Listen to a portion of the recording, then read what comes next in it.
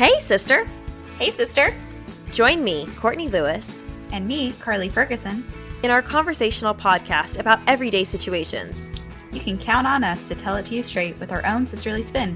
Consider this a phone call with your own Southern sisters as we discuss with you personal accountability, healthy relationships, managing responsibilities, and contributing to society. Each episode will consist of straight talk and a call to action. Your sisters are calling. Thanks for answering.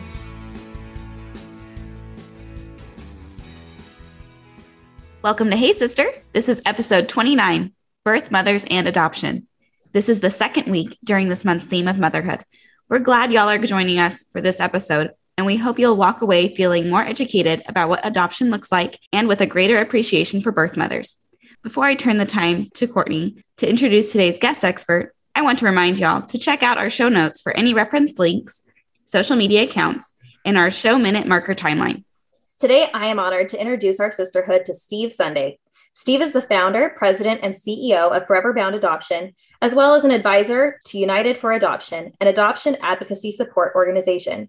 Steve has worked in the field of adoption for more than 4 decades as a caseworker, supervisor, and administrator. Steve was recently selected to represent adoption experts and professionals as part of the April 2020 U.S. Department of Health and Human Services panel on private infant adoption policy in Washington, D.C. He passionately advocates for the needs of children in the United States and worldwide. More recently, Steve was also recognized by CCAI, the Congressional Coalition on Adoption Institute, and received the Angel of Adoption Award in October of 2021. That is a huge honor, sisters, as you have to be nominated by somebody from Congress or by a senator to receive this prestigious award. He definitely knows what he is talking about. As I have mentioned in previous episodes, my oldest child is adopted. Now, just because I've been through one adoption 7 years ago and a handful of failed adoption experiences prior to that, I am not an expert on the topic of birth mothers or adoption. But Carly and I felt very strongly that this month, as we talk about the beauty of motherhood, we need to highlight birth mothers as well. And that's where Steve comes in. Steve and his team at Forever Bound Adoption actually facilitated our adoption of my son Cruz 7 years ago. I could use this whole podcast to tell my story and speak to his caring professionalism for me and my husband as first-time adoptive parents. But today we want to have him educate our sisterhood on the unique role of birth mothers. So if there's anyone who can help our sisterhood understand more about what adoption is, define some common terms, and help normalize adoption as a healthy and love-based solution, it's Steve. With all that, Steve, welcome to Hey Sister Podcast. It's a pleasure to be here to share some thoughts about birth mothers and the wonderful journey that adoption can be for all parties in the adoption arena. Well, we're excited you're here, and I don't think you've probably ever been part of a sisterhood before, but we're excited that you're joining ours today. Well, matter of fact, my whole career has been a career in sisterhood. I had a very loving mother, and I had no sisters. And so when I started my professional career as a social worker, males are a minority in the social work field. And so I would say that 80% of the folks that I have worked with over those 42 years have been sisters like you guys who are committed to building families and loving children and raising them in good ways. So my career has been intimately interactive with wonderful women who bring so much to the caring field of social work. That's wonderful. Awesome. You'll fit right in then. We're glad you're here. Yeah. In fact, if you took a look at our organization now, I have not one single male that works with us. With that, Steve, could you tell us a little bit about the work you do with Forever Bound Adoption? Forever Bound Adoption started in the twilight of my career. I've been the president and CEO of Forever Bound Adoption for the last 7 years. And so I started Forever Bound Adoption when the worldwide organization I was working with that was doing adoption went out of the business. And so with that in mind, I decided I was not done with adoption work and working with couples and working with expectant mothers and working with children. And so I decided to build something from scratch, something I had never done in my career before. And so I went through the process of creating a brand new nonprofit with policy and procedure and all the things that were necessary to build an agency from beginning. And Courtney was one of the very early folks. In fact, they were the very first placement Forever Bound made. So when I see her smiling face, I don't only see it now, but if I go into our office, their picture is on my wall because they were the very first couple that we placed a child with. So to me, being a part of your group and talking about adoption is pretty special, not just for the opportunity to talk about adoption, but have our very first placement with Forever Bound on this call also.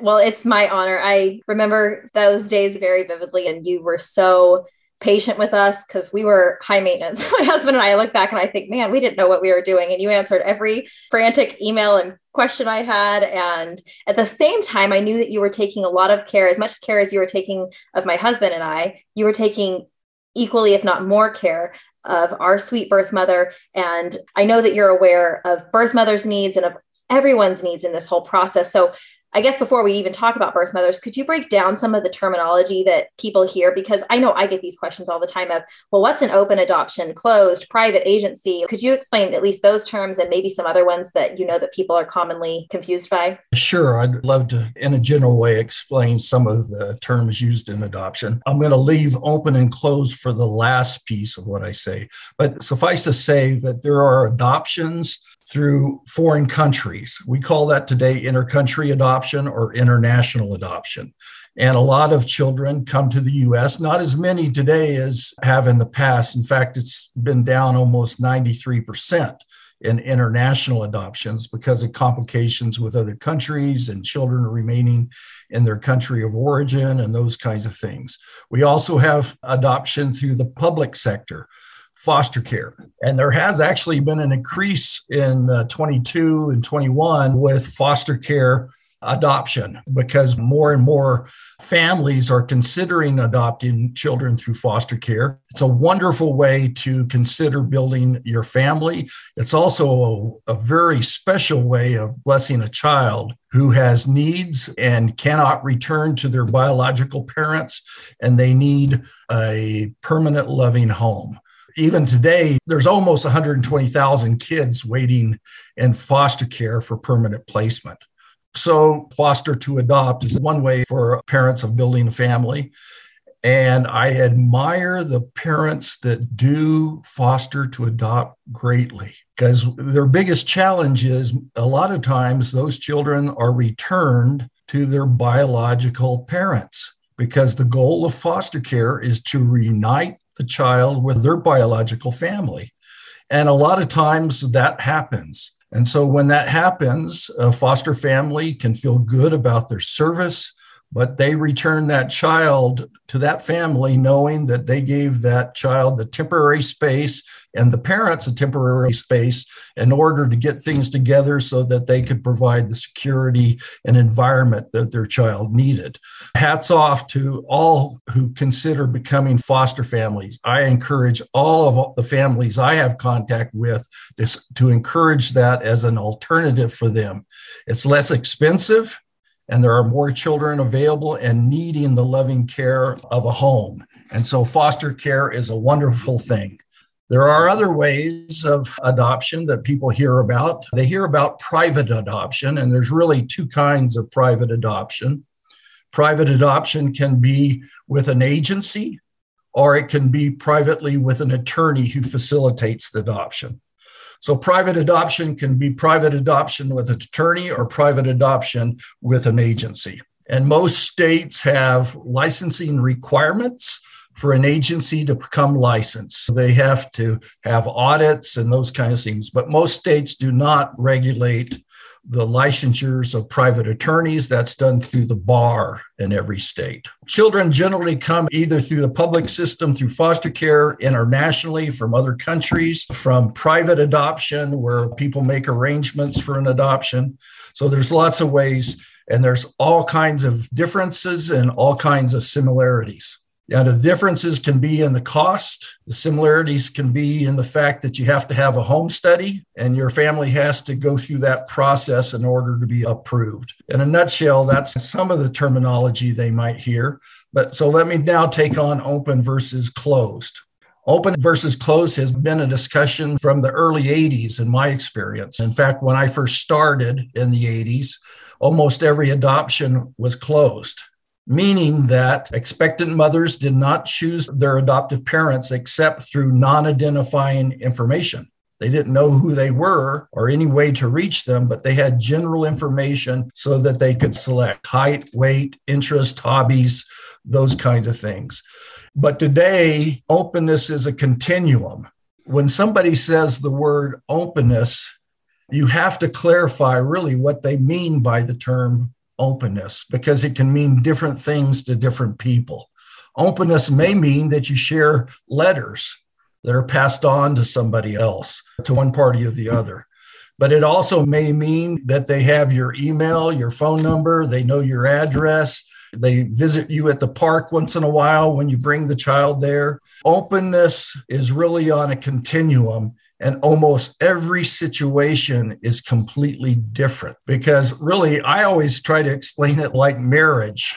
Okay, so when you fell in love with your husband, you fell in love with your husband and you had all choices. You saw how tall he was, how handsome he was, how articulate he was, everything that appealed to you. You had an opportunity to make a selection there. But you know what? In adoption, a birth mother can choose today, but she doesn't know everything. She can have some limited interaction, but just like you, when you picked your husband, you didn't get to pick your in-laws, okay? That's true, yes. I love my in-laws, in case you're listening. And that can be a wonderful thing in a marriage, to have in-laws that you adore, but you didn't get to pick them, nor did you get to pick their brothers, their sisters, the extended family. You didn't get to pick that. And nowadays, when adoption happens, a birth mother chooses an adoptive family. But this birth mother may come from very rocky places. She may come from backgrounds of drug abuse or physical abuse. So she can come from all different kind of backgrounds. And what you're trying to do is build a relationship and love them just like you would love a family member who had some struggles, because sometimes expectant mothers have some struggles, and sometimes adoptive couples have struggles. And just like you love family members who are not perfect, open adoption allows people to get together when they're not perfect. I will say, going into adoption, I was so nervous about that term, open, because people would scare me and I would hear all kinds of stories. And now I've gotten to the point where when people say things like, oh, I heard a story once, and it would be some outlandish story that was, by the time the kid was 6, the birth mother decided they wanted to child back. And it's those kind of stories that people who were completely not aware of really anything that had to do with adoption, but they would be the ones to speak up and make me worried about adoption. And so having an open adoption was something I was scared of. But when somebody told me an open adoption is anytime the birth mother knows who the adoptive parents are, that's open. And I was like, oh, well, I'm comfortable with that, knowing who we are.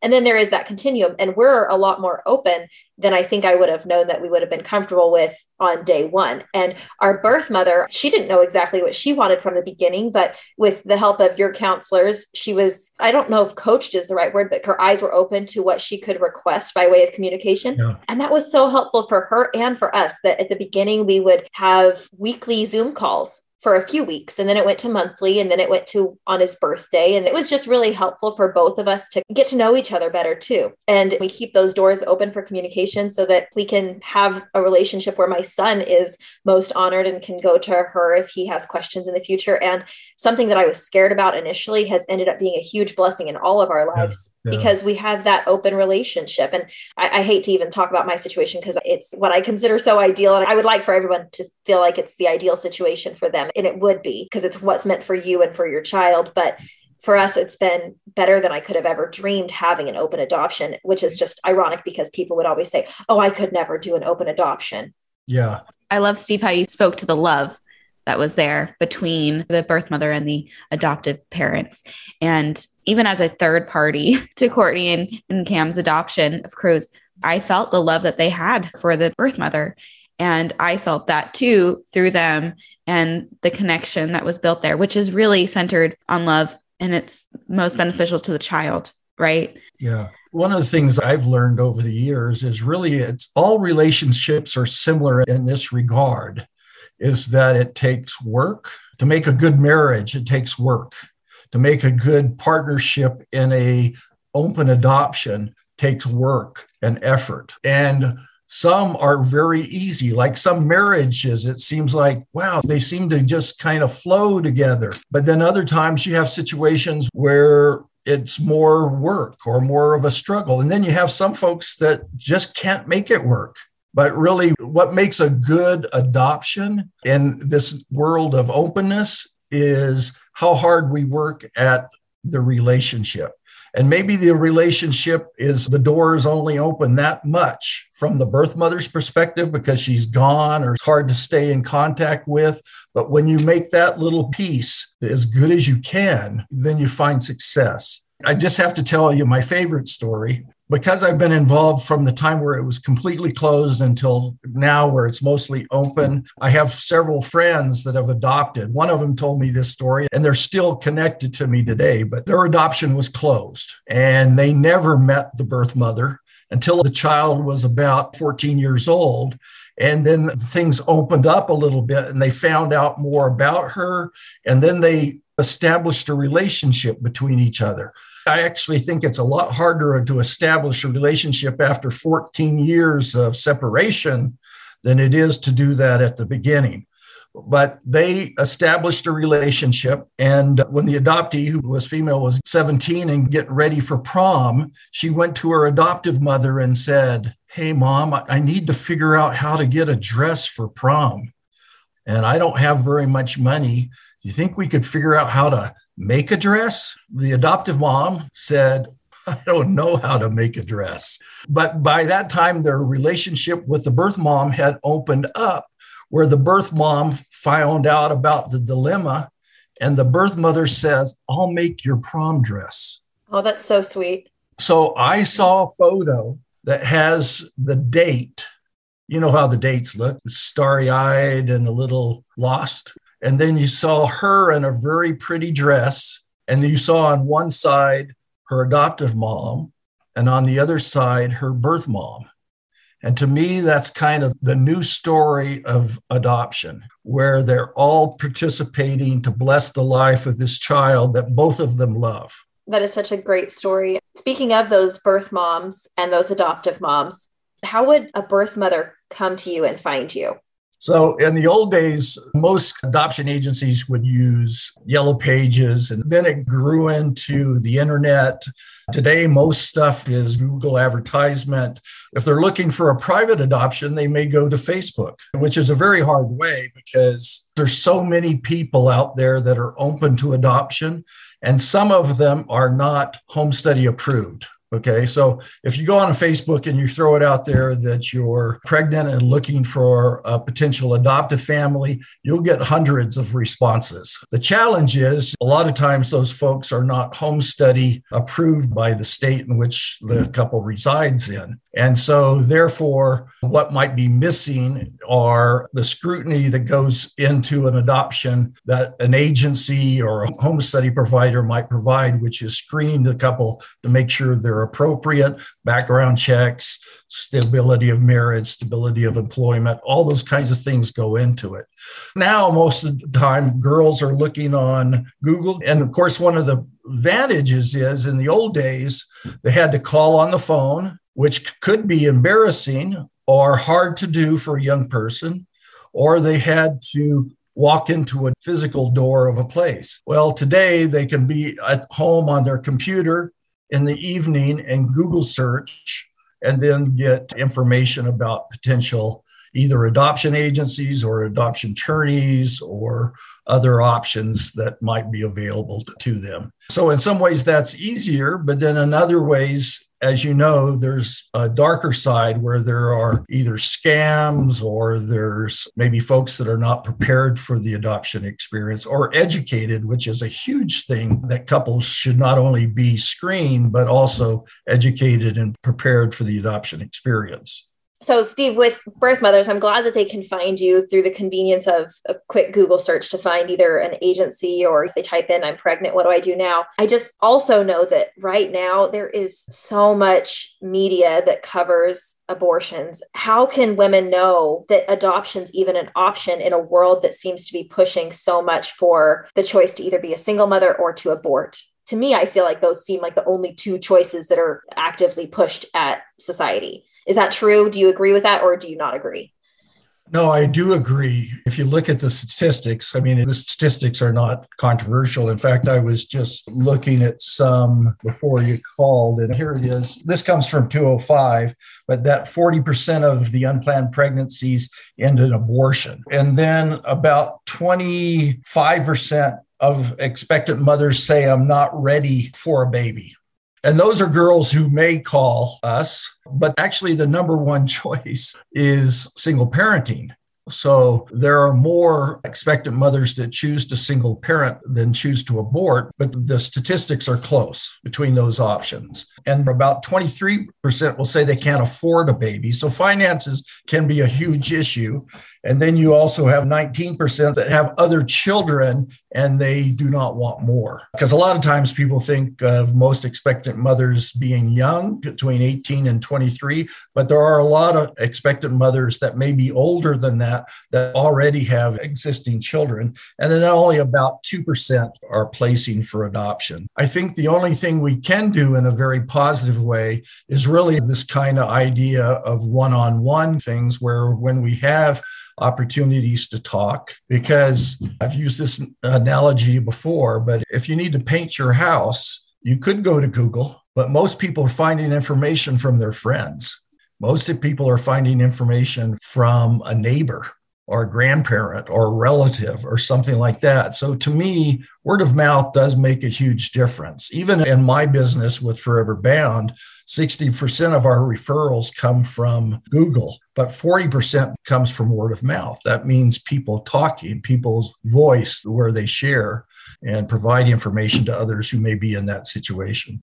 I do think that education, as you mentioned, is so important. In Texas, they have the heartbeat law that's been passed. And because really adoption is the option over abortion, right? That's replacing abortion. So we need to help educate expecting mothers that adoption can be a beautiful thing and that there is hope and there can be a relationship and there can be all of these benefits to adoption. Yeah. Which that just needs to be explained a little bit more because abortion has been, as Courtney said, put on the forefront as being so easy and giving your life back and all these things that we don't believe to be true. Yeah. Just recently, I was reading an article and it happened to be about TikTok and that some adoptees were using it as a forum, even though they love their adoptive families, that they were using it as a forum to share. There was still an emptiness around the situation with their birth mother. The fact is, if you go back 50 years, 100 years, there are numerous very bad stories in the adoption arena. There are adoptive parents who have been placed in adoption situations, left alone without support or direction or any primary support. But there's been birth mothers who were promised things and not delivered. There has been adoptees who are growing up. And if you start with something bad, like a situation where an expectant mother is put in a position of making a decision that she doesn't feel good about and that she doesn't have the support during and after her placement, then it can turn out bad. And so I've had women who are in their 60s, 70s contact me over the years and say, this was one of the most traumatic and bad things that ever happened to me in my life. And nobody can discount the tragedy that all members of the adoption triad have experienced in the past because of either poor laws, bad practice on the part of lots of different people that might be responsible. But I guess the only thing we can really do today is if adoption is still an option today, can it be done right? Can it be done with ethical practices? Can it be done where an expectant mother would receive support ongoing throughout her experience so she can feel good about it, not just the time she placed, but 6 months later and 6 years later and 36 years later? And to me, that takes quality. That takes effort to do that, because I do believe it can be done. So if I was a expectant mother looking for an agency, one of the things I thought of is if I was in Texas, I would look up an organization that supports good ethical practice, like the National Council for Adoption. And I would say, I'm going to go to their website and I'm going to look at the agencies that are members of NCFA, because I know that it's a gold standard that says this agency is trying their best to be the best that they can be. And really, it starts one person at a time, one state at a time, one agency at a time. It starts with ethical standards of practice. One thing I learned as an operation, as a private agency, since I left the big organization I was connected to, is that a lot of things are driven today by finances. And all the research will show that there is a distrust among expectant mothers about agencies because of the money factor. So again, that's why word of mouth is really important, because you know a lot more about an agency or a practice based on verbal feedback. Anyway, I think those are important things. So when somebody calls me from New Jersey, I say, let me look up a licensed agency in New Jersey that can help you. Because you know what? I think adoption agency in New Jersey can better help a expectant mother in New Jersey than an agency in Texas or an agency in Utah or wherever, because you're there with them. And to me, being old-fashioned, there's nothing better than face-to-face as far as interaction with people. I love all the points you just said. One of the things that you said that spoke to me is that there's a distrust maybe from past practices. And I love that there seems to be a higher standard. And I've been on the adoptive parent end of that, where I feel like I was treated with great respect. And I still had to overcome my own trust issues for agency, for birth mother, because we had some scam experiences that were a little bit scary and put me in a hard position. And so even just based on our own experiences, we went in just like, we didn't tell anybody we were adopting because I was worried it was going to fall through. And at that point, we didn't really know my son's birth mother that well. So we didn't know if we could fully trust and fully love. But I love this idea that really that's what adoption is. It's a one-on-one situation. That's really what all of life is about, is having connections, whether it's with your immediate family, with extended family, through adoption, and growing our sense of trust and community in a world that is extremely distrusting of any entities, really. And you have to work to earn that trust. Yeah, for sure. I learned early in the practice that if you didn't have trust, that you really didn't have anything. To me, in this situation, an expectant mother has to feel comfortable where she can trust who she's working with, where she can trust the adoptive family to provide the kinds of things that she might need. And I'm not talking about financial, I'm talking about emotional and connectedness. And it is like all kinds of relationship. It does take time to build those things. They're not built by just quick hits and then gone. It takes effort to build those relationships. Correct me if I'm wrong, Steve. I believe when my husband and I were adopting, there were different laws. Every state has different laws for relinquishment, which relinquishment, that's the term, right, that describes when a birth mother actually signs the paperwork that places her child in someone else's custody. Yeah. Every state has different relinquishment laws. I believe some states at the time when we were adopting, there was actually one adoption we were looking for in another state where the birth mother could relinquish her rights before she even delivered the baby. Whereas other states, it had to be 24 hours or 48 hours after delivery. And Every state's different, but that's where that trust element came in, because we were worried, what if birth mother doesn't sign the papers?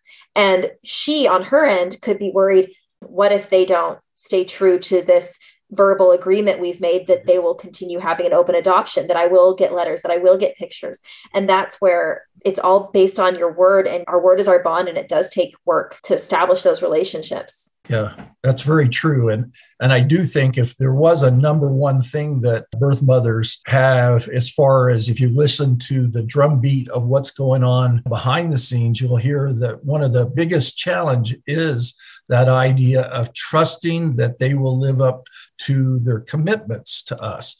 And it's the same way with all kinds of relationships. It's about being committed to each other and living faithfully to that commitment, whether it be spouses or partners in a business. It's about being faithful to those commitments that we made. And a lot of that takes effort. Did we send a letter this month? Did we post some pictures online? Whatever the commitment was. And to me, I love it when it's organic and it's not so structured. I'll tell you from my experience, birth mothers know when that interaction with them is free flowing and when it's not. When it's mechanical, oh yeah, it's the third week, we got to go do it. It just doesn't mean as much. Could you talk a little bit more about birth mothers and their heroic decision? I know that we've been talking about this trust and support from the families that adopt their child, but I mean, this is or was their child that they carried. What can you say to speak to this brave decision that birth mothers make, Steve? I think, first of all, it is a very, very difficult decision that they make. I've seen the anxiety. I've seen the tears. I've seen the heartache. I've seen a sense of regret. I was talking to a birth mother today, and it's probably been 25 years. She has all those emotions. She has the emotions of triumph. She has the emotions of this was the right decision. Maybe she doesn't have the emotion. She would say that she hasn't regretted, but there are hard times. There is no easy way to go through something that's so traumatic to do that. I think in some ways, having very positive, healthy relationships with the adoptive family and the child helps in that healing, but it's not like it's ever cured. It always seems like there's a piece that somehow, sometimes something hits and there's a twinge of heartache. But it is much like life in general. I mean, you can have wonderful experiences with your children, biologically or adopted. But when they get older and they make decisions and stuff, it's not going to be all roses. There's going to be challenges and there's going to be heartaches, but you still love them through the whole process. And I think that happens with birth moms too, because again, I've never seen in my limited experience in my life anything more tender and painful than sitting in the hospital room with papers and going through the process of that. Those are experiences that you don't soon forget. However, there's also a joy that comes from that too, because you see also progress that they make and movement that they have in their life that puts them on a different course than they were on before. I've heard some birth mothers even say, my child helped me to go a different direction in my life, and I'll love them forever because of the direction they helped me go. It's like all of life. There's bitter and there's sweet. And I don't know if we can wrap either adoption or single parenthood or marriage in all sweet. There's going to be some bitter and some sweet. In watching Courtney and Cam's experience adopting, I grew to love adoption because I felt like parenthood encompassed so much more than I had previously considered. Most of the time we think of motherhood as there was a baby in your womb and it came from your womb into your arms. And Courtney and Cam just helped me to see that the way that they spoke about their birth mother as the angel that brought them their baby, and that love that she showed and that selfless love that she had allowed them to have this baby. And so it was beautiful for me to experience kind of secondhand seeing the love of both parties really grow and bless the life of this little baby. And then to see this baby grow and how much we all love him in our family. It is such a wonderful view on motherhood. And I think it's perfect to speak this month, speak to that selfless sacrifice, that heroic love of birth mothers who, for their reasons, have decided they will not raise the child, but that they will carry the child, and that we can grow together and make those connections, as you spoke about, and build that trust between the birth mother and also the adoptive mother to love this little baby that is such a gift from God. Yeah. Amen to that. I don't want to make this too much about our story, but I will say the thought that came to my mind was we just did an episode last week about the beauty of delivery and how bittersweet delivery can be. And it's just been weighing on my mind, thinking about how hard that can be to deliver a child, and to think about having gone through a delivery and then, like you're saying, Steve, signing those papers, signing those relinquishment papers would be so challenging for a birth mother. But it's interesting because as you're saying that, Steve, I'm remembering the other end of that. When my husband and I were in a room with you, Steve, and we're signing the papers that, yes, it's like a contract. We are willing to take this child into our custody. It's like check boxes of all the things that we're willing to do to become the parents of this boy. And we're just so excited. We're in one room. We're like horses at the races. We're ready to go. And finally, we're like itching to get out of this room to go collect our son from the delivery room with the birth mother. And she's in there with your counselors from Forever Bound. And finally, we're allowed to go into this room. And somebody from your agency took my cell phone, and I don't know who it was, but I'll forever be grateful, because that was an experience that, unlike the birth stories that Carly and I were swapping last week, where I like to have my mom and sisters and all the women present in my life and my husband present for a delivery of my biological children, this experience was just my husband and me, and honestly, a lot of strangers. The birth mother, the adoption agency, counselors, and it was a room full of people who all were there that had really no connection, but were united because of my son. And we were all there together because of him. And it was the most unique experience of my life. And I can't even describe it, because when we walked in, and I look up and I see, I called her our angel, like Carly said. We've just recently started calling her my son's birth mother because he's old enough to understand that term. But for a while, she was the angel who brought us our son. And he understood that. But now it's birth mother, and he understands that now. But she was standing there with my son. And when we walked in, she gave a beautiful speech. And then she said, "Are you ready to meet your son?" And her passing her son into my arms and having him become my son was one of those moments that I just thought, she was his mother for the last 48 hours and for the past 9 months carrying him. And now I get to be the mother. And it's not that I'm qualified by being called the adoptive mother the rest of my life. I am his mother, but she will always be his birth mother. And I think that was something that would have been hard for me to understand going into adoption originally. I was nervous about having somebody else be the co-parent, as people would tell me that's how the situation would be. And that's not what it is at all. It's just a beautiful experience. And I am forever grateful that my son was passed lovingly into my arms, and that your sweet people at your Forever Bound captured that on photo. And I have those moments to cherish, because nobody else was in there from my family to witness my first child being born to me. I mean, I didn't deliver him, but he was born to me in that moment of passing from her arms into my arms. And I just am so grateful for birth mothers, and I'm so grateful for the beauty of adoption. And I know that it can be a bittersweet and traumatizing experience, but I also am a witness of the beauty that adoption is, that it's all about the child. And we as adults need to be caretakers of the rising generation. And I know that birth mothers are the prime example of that selfless decision. And I am so grateful for them. And Steve, we are so grateful for the efforts that you do with Forever Bound Adoption, and to all agencies out there that support adoption and do it in the ethical ways that you've been talking about today. We're so grateful for you. So thank you for all of that. I was just going to add one postscript. Please do. It might have been a couple of years ago, we were putting on a training, and it was a birth parent panel. And so we had several birth parents and we had several adoptive couples there talking about their experience in adoption.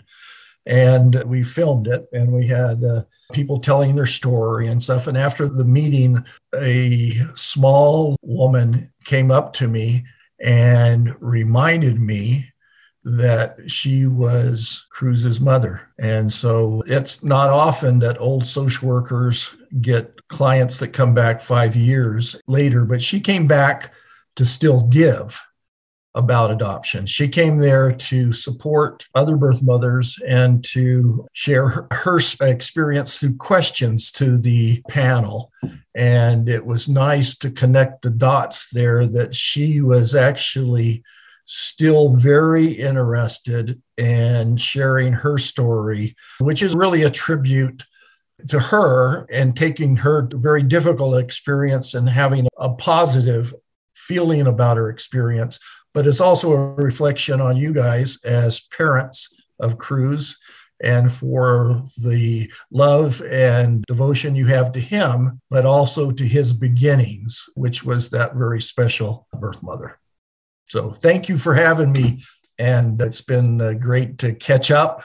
And I'm not surprised that our first adoption was one of our best. Well, I'll take that because I think my son is one of the best. So, Steve, what is one call to action we can issue for our sisters? I think if I was pondering one thing that an individual could do is educate yourself about adoption so that you understand the blessing that it might be in the life of someone. You know, our number one challenge is there's a big choir out there of voices singing, but very few people are singing any tunes related to adoption. And so to me, the biggest challenge that we have is really promoting adoption as an option. It doesn't mean it's the only option. Actually, it's the one that's least considered. And so what we're trying to do is promote the option of adoption as a viable option for those that are facing an unplanned or crisis pregnancy. And that if it is done in a good environment with wonderful people that you could work with, if it's done that way, it can be a very special experience for a birth mother, for a child, and for adoptive parents. And so what I would challenge you to do is learn as much as you can about adoption, even though it may not come up. But if you have a positive feel, you might be talking to somebody sometime where you can share some information. There's so much negative about everything out there, including adoption. So to me, it's really important to counter those voices and say not all experiences are bad. There are a lot of very wonderful experiences when it's done correctly. And so I would challenge your audience to learn as much as they can and then be a resource to potential people who may be in that situation and need resources, because most do not hear about the option of adoption. And we're hoping that they will. And they have the opportunity, the agency to choose the course that they would choose in their life. But the best thing we can do is give them the option to hear about it. I love all of that so much. Steve, before we completely say goodbye to you right now, where can our sisters find you? We're licensed in Utah and Idaho, so we don't have clientele from other states. But if people have questions, they can reach me on my email, which is steve@foreverboundadoption.org. I see my work as more of a mission than as a job. I get questions all the time on things that don't even relate to our current business. But I do have some knowledge about what people should do in those situations. So I'm always willing to help people, regardless of if it doesn't apply to the work that we're doing here. We'll always point you in the right direction. So if people have questions, they can reach us by going to our website, which is foreverboundadoption.org. And if there's specific questions or if they want to call and ask questions, I'd be glad to answer them for them and just help anybody on their journey as it relates to adoption. Excellent. And I will add too, I am a huge lover of your Forever Bound Facebook page. Y'all have amazing parenting advice there as well. And I am a beneficiary of your missionary work with your Forever Bound Adoption organization. So thank you for all you do there. You have been such a bright light in my life personally and speaking with us today. It's been such an honor to have you with us. And sisters, take that call to action and be a voice to let people know that adoption is an option. And one way you can do that, and Carly and I challenge y'all to do that, is to share it on social media. We encourage you to share this episode, as this has got lots of gems from Steve. He's, like we said, the great expert to have on this episode today. He's done this for years, and we're grateful for his service to adoptive parents like me and to birth mothers and birth parents and all the babies that y'all have benefited. So Thank you so much, Steve. We're glad you've been with us today. Thanks for joining our call, sisters. And Steve, have a great one. Bye-bye. Thank you. Take care, guys. God bless you. Bye-bye.